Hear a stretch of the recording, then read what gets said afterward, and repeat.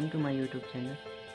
Today we are going to discuss on the topic of Norton theorem in series of theorems.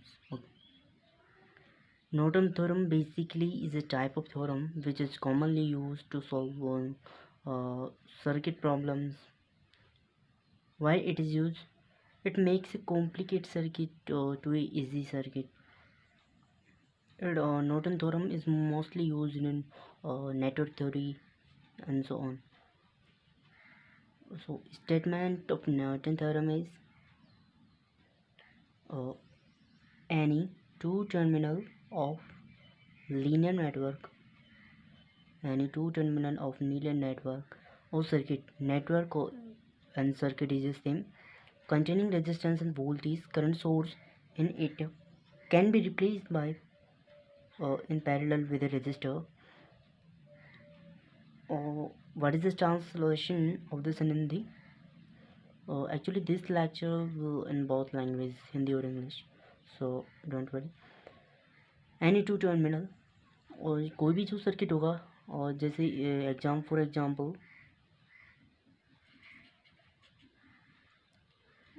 और linear active network, और ये जो circuit है वो linear active network, उसके दो टर्मिनल है। उन दो टर्मिनल से इस सर्किट को जो रिप्लेस कर दिया जाता है वो एक current, single current source IN हो गया, नॉर्टन करंट जिसको बोलते हैं, विद पैरेलल रेजिस्टर जिसको नॉर्टन रेजिस्टर बोलते हैं या तो पूरी सर्किट का इक्विवेलेंट रेजिस्टेंस होगा इन दो जो टर्मिनल की यहाँ से देखते हैं, यहाँ से जो इक्विवेलेंट रेजिस्टेंस होगा वो होगा RN। इसको RN क्यों बोला? क्योंकि ये जो नॉर्टन थ्योरम है उसमें इसके पैरेलल में जो रेजिस्टेंस होगा वो होगा RL, जिसको लोड रेजिस्टेंस। एक्चुअली इसमें जो करंट फाइंड करनी होती है और वोल्टेज फाइंड करना होता है, कोई भी आउटपुट जो फाइंड करना है वो लोड रेजिस्टेंस फाइंड करना होता है। यहाँ जो सर्किट था वो था थोड़ा कॉम्प्लिकेटेड, इसको जो सर्किट को इजी हमने बना दिया रिप्लेस करके इन्हें Norton circuit, Norton equivalent circuit. इसमें जो ये जो सर्किट हमने पास आउटपुट में आया है, इसका जो ये वाला पार्ट होता है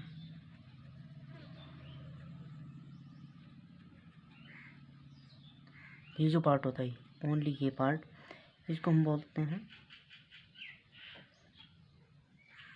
इस वाले पार्ट को जो बोला जाता है वो बोला जाता है नॉर्टन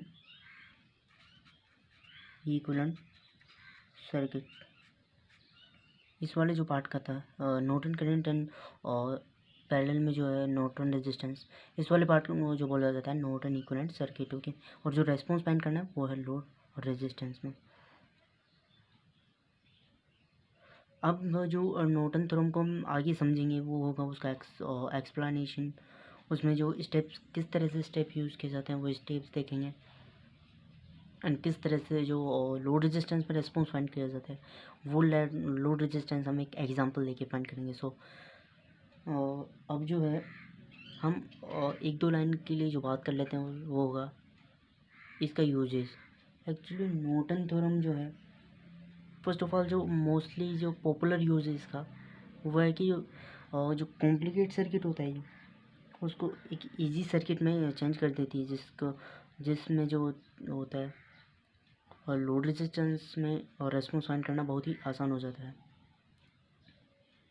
सेकंड थिंग जो इम्पोर्टेंट होती है इसमें वो है कि ये जो नॉर्टन थ्योरम है जस्ट अपोजिट है और थेवेनिन थ्योरम के। थेवेनिन थ्योरम में VTH फाइंड किया, थेवेनिन वोल्टेज, इसमें जो फाइंड करेंगे और जो नॉर्टन करंट फाइंड करेंगे। VTH कैसे फाइंड किया था? ओपन सर्किट करके। नॉर्टन करंट फाइंड करेंगे शॉर्ट सर्किट करके। और जो सेम है वो है RTH एंड RN। RTH जैसे फाइंड किया वैसे ही हम जो इसमें RN फाइंड करेंगे, नॉर्टन रेजिस्टेंस। और नॉर्टन रेजिस्टेंस को बोल सकते हैं कि सर्किट का जो इक्विवेलेंट रेजिस्टेंस है वो नॉर्टन रेजिस्टेंस होगा। एक्चुअली जो मोस्टली इसमें क्वेश्चन पूछा जाता है वो यही होता है, कोई भी लोड रेजिस्टेंस दे देगा उसमें जो रेस्पॉन्स फाइंड करना है। फॉर एग्जांपल यहाँ पे जो एग्जांपल लिया है वहाँ पे करंट फाइंड करनी है लोड रेजिस्टेंस में नॉर्टन थ्योरम की हेल्प लेके, यानी कि नॉर्टन थ्योरम ओनली नोट, अगर क्वेश्चन में मेंशन किया है नॉर्टन थ्योरम तो नॉर्टन थ्योरम से ही अप्लाई करना है, वरना और मार्क्स जो है उसके नहीं मिलते हैं सब्जेक्टिव एग्जाम्स में। तो यहाँ जो एक सर्किट है, फॉर एग्जांपल एक सर्किट लेते हैं जो क्वेश्चन में दिया होगा, वोल्टेज इसके जो है R1, इसका एक्सप्लेनेशन हो गया है। एक तरह से क्वेश्चन भी हो रहा है एंड एक्सप्लेनेशन भी हो रहा है। यहाँ जो मैं डायरेक्ट वैल्यू नहीं लिखूँगा क्योंकि वो एक्सप्लेनेशन के लिए पूरा प्रोसीजर हो जाएगा। ये R2 रेजिस्टेंस हो गया, ये R3 रेजिस्टेंस हो गया। यहाँ जो होगा वो होगा लोड रेजिस्टेंस। सर्किट किस तरह से भी डिज़ाइन किया जा सकता है, उसमें प्रॉब्लम क्यों नहीं। अगर नॉर्टन थ्योरम का कंसेप्ट पूरा आता है, कंसेप्ट अगर अच्छे से आता है तो कहीं भी कोई सा भी सर्किट दे दो उसको सोल्व किया जा सकता है। एक कॉम्प्लिकेट दिखने में वो सर्किट कॉम्प्लिकेट होगा, लेकिन थ्योरम जब अप्लाई करेंगे वो सर्किट एक इजी वे में फॉर्म हो जाएगा डायरेक्ट। तो फॉर एग्जांपल अगर ये सर्किट लेते हैं तो हमको इसमें जो फाइंड करनी है वो होती है करंट फाइंड करनी है। ओके, इसमें जो फाइंड करना है वो करंट फाइंड करनी है। So step first, Norton theorem को जो एक्सप्लेनेशन है, प्रोसीजर है, उसको हम 3 स्टेप में करेंगे कवर। पहला स्टेप होगा नॉर्टन जो है ये नॉर्टन रेजिस्टेंस फाइंड करना। सेकंड स्टेप होगा नॉर्टन करंट फाइंड करना। थर्ड स्टेप होगा ये पूरा सर्किट ड्रॉ करना at last. Okay, so first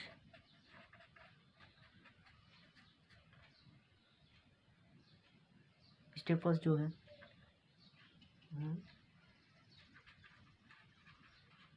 remove load resistance and all sources reduce to 0।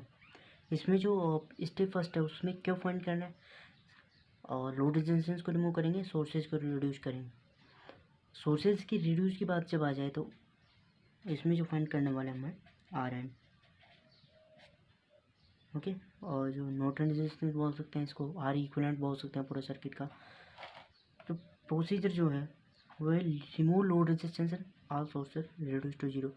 Sources reduce to 0 का मतलब है वोल्टेज सोर्स अगर होगा शॉर्ट सर्किट होगा, करंट सोर्स अगर होगा तो ओपन सर्किट हो जाएगा। सो यहाँ जो इसके बाद सर्किट फॉर्म होगा, वोल्टेज सोर्स को रिड्यूस किया, शॉर्ट सर्किट हो जाएगा। ये R1 resistance,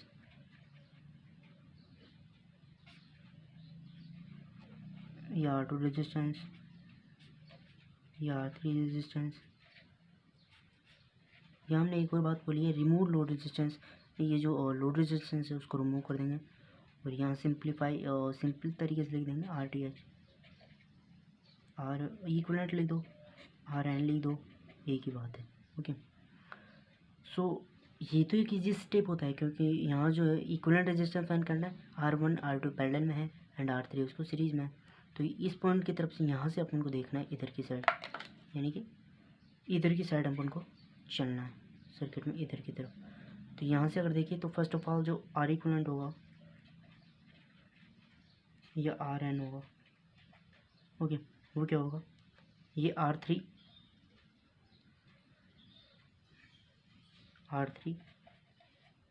plus R1 and R2 parallel में, R1 एंड R2 पैरेलल में ऑब्वियसली। तो यहाँ जो है इसको आगे अगर सोल्व करें तो R3 plus R1 R2 upon R1 plus R2, R1 R2 parallel में है तो ऑब्वियसली होगा। यहाँ जो अगला स्टेप आ जाएगा, टोटल जो RN आएगा अपना, इसको सोल्व करने के बाद R1 R2 बिकॉज ये इससे मल्टीप्लाई होगा दोनों term, plus R2 R3 okay, plus R3 R1 upon R1 plus R2।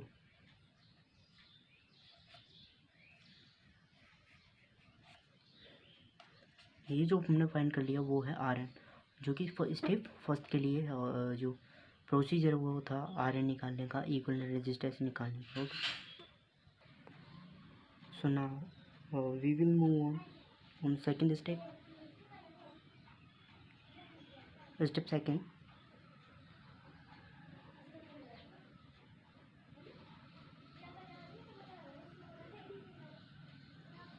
Step second जो है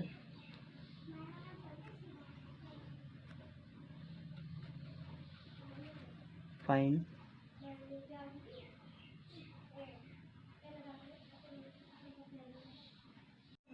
और इसमें जो सेकंड स्टेप होता है वो होगा हमारा और नॉर्टन करंट फाइंड करने का. ओके, सो फाइंड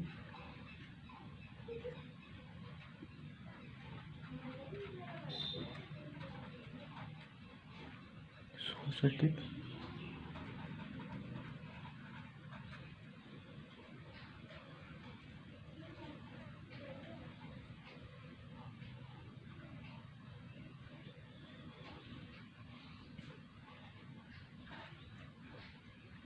जो शॉर्ट सर्किट करंट होता है इसको हम बोल सकते हैं नॉर्टन करंट भी इसको बोल सकते हैं. ओके, इसको नॉर्टन करंट भी बोलते हैं. और इसके लिए जो प्रोसीजर हमको करना होता है वो होगा और लोड रेजिस्टेंस को शॉर्ट सर्किट करना है, क्योंकि शॉर्ट सर्किट करंट फाइंड करनी है तो लोड रेजिस्टेंस को शॉर्ट सर्किट करना पड़ेगा. लोड और रेजिस्टेंस बी शॉर्ट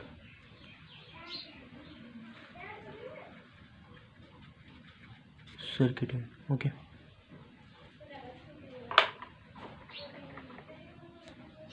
और जो पहले इसमें सर्किट ड्रॉ करना है वही वोल्टेज सोर्स, वही resistance R1, resistance R2, resistance R3. इसको हमने जो है शॉर्ट सर्किट कर दिया है. इसमें जो फाइंड करनी है वो करनी है ISC. Okay, short circuit current हमको फाइंड करना है. इसमें सिंपली जो फाइंड करना है वो है शॉर्ट सर्किट करंट. सो ISC फाइंड करने के लिए गाइस, जैसा कि हम जानते हैं कि यहाँ पे वोल्टेज सोर्स है करंट और रेजिस्टेंस है. ओबियसली एक नॉर्मल सर्किट हो गया.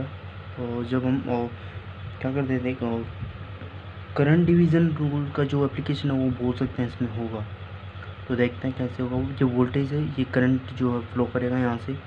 सबसे पहले इन दो जो पॉइंट्स है, ये जो पॉइंट है इन दोनों के रेफरेंस में पूरा इक्विवेलेंट पहले रेजिस्टेंस निकालेंगे. वोल्टेज अपॉन R इक्विवेलेंट जब करेंगे तो इसके ये जो करंट डिलीवर करेगा, current deliver by this voltage source will be obtained. Then after that current will be divide in both circuit. उसके बाद जो R2 एंड R3 का जो इसमें करंट डिवीज़न रूल लगा के करंट फाइंड करेंगे. सिंपल. तो first of all R equivalent find करते हैं. इसको R इक्विवेलेंट डैश मान लेते हैं. ओके, इन दो पॉइंट इसको एक बार एक तरह से इग्नोर कर दो. इग्नोर कर दिया. ये जो बचा R1, R2 एंड R3. तो इक्वल जो होगा R1 plus R2 and R3 क्या होंगे, पैरेलल में होंगे. इनका जो रेजिस्टेंस है वो होगा R1 plus R2 R3 upon R2 plus R3. यहाँ से जो R इक्विवेलेंट डैश आएगा वो हमारे पास आएगा R1 R2 plus R2 R3 plus R3 R1. Okay, so then R2 plus R3. ये इक्विवेलेंट रेजिस्टेंस आ गया. ओके, अब हमको जो करंट फाइंड करनी है total current total current I will be equal to I of V upon R equivalent as, okay, is equals to ये voltage source V, R equivalent as R1 R2 plus R2 R3 plus R3 R1 into R2 plus R3, ये होगा। Okay simple, ये जो voltage है इसको इससे divide किया है तब जाके करंट जो है, ये करंट आई हमारे पास आई। अब करंट डिवीज़न रूल जो होता है उसको यहाँ पे अप्लाई करेंगे, क्योंकि करंट आईएससी फाइंड करनी है हमको। तो आईएससी सिंपली जो होता है वो क्या होती है, इन दोनों रेजिस्टेंस में करंट जो है यहाँ से डिवाइड होगी, आधी ये जो करंट है यहाँ से डिवाइड होगी, कुछ करंट इसमें जाएगी कुछ करंट इसमें। तो करंट डिवीज़न रूल क्या होता है, अगर इसमें करंट फाइंड करना है तो सामने वाले का resistance R2 upon total resistance R2 plus R3, okay, into total current आई की वैल्यू क्या है, ये आई की वैल्यू हमारे पास ये है V R2 plus R3 upon R1 R2 plus R2 R3 plus R3 R1, okay, ये दोनों कैंसिल आउट हो जाएंगे, बचा क्या R2V upon R1 R2 plus R2 R3 plus R3 R1। ये जो है ये क्या हमारे पास ISC। स्टेप फर्स्ट में RN निकाल लिया, स्टेप सेकंड में ISC, जिसको हम बोल सकते हैं नॉर्टन करंट। नॉर्टन करंट याद करो, जो थेवेनिन सर्किट हमने बनाया था उसमें जो VTH था उसको हमने बोला था open circuit voltage VOC, okay. यहाँ जो है IN और ISC एक ही बात होगी। Now we move on third step which is for drawing a complete circuit of Norton equivalent, okay. Step third में हम और जो कंप्लीट सर्किट बनेगा, IN आ गया, RN हमारे पास आ गया, RL है ही लोड रेजिस्टेंस। तो स्टेप थर्ड जो होगा, this is the last step from Norton और थ्योरम, ओके। वो होता है हमारे पास draw Norton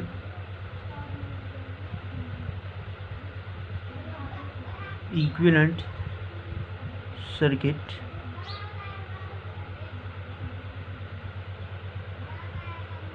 by keeping Norton current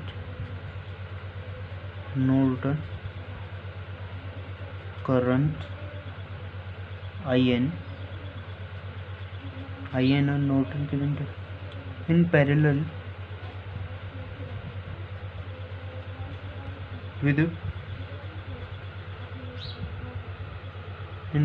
with RN and RL। सो जो सर्किट है हम वो ड्रॉ करना है।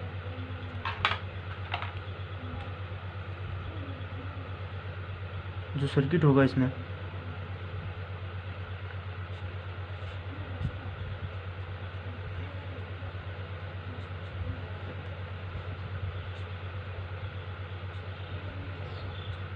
ISC, उसके पैरेलल में RN, उसके पैरेलल में जो होगा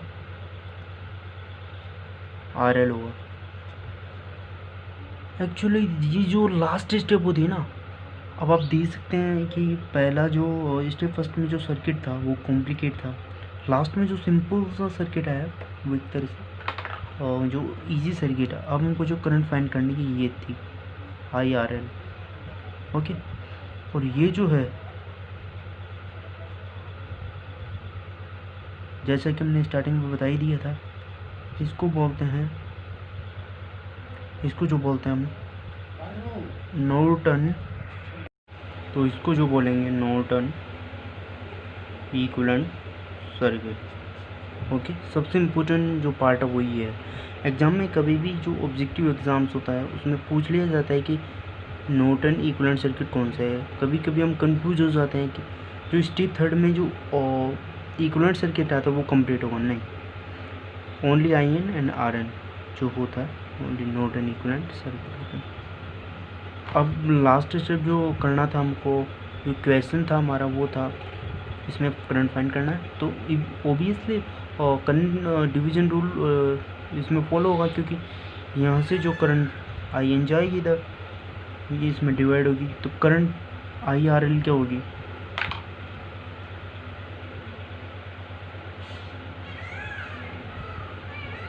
current I R L equal to, इसमें करंट निकालनी है तो इसके अपोजिट ब्रांच आर एन अपो टोट दोनों का ये जो sum plus R L into total current I S और आई एन। ये जो हमारा पूरा जो क्वेश्चन था वो इन थर्ड स्टेप में कंप्लीट होगा। ओके, ये जो हमारा आंसर होता है। अपन इसको सोल्व करने में कुछ नहीं है। ओके, आर एन की वैल्यू हमें जो फर्स्ट स्टेप था, आर एन की वैल्यू जो फर्स्ट स्टेप था हमारे पास, आर एन की वैल्यू स्टेप फर्स्ट में हमने फाइंड कर ही ली।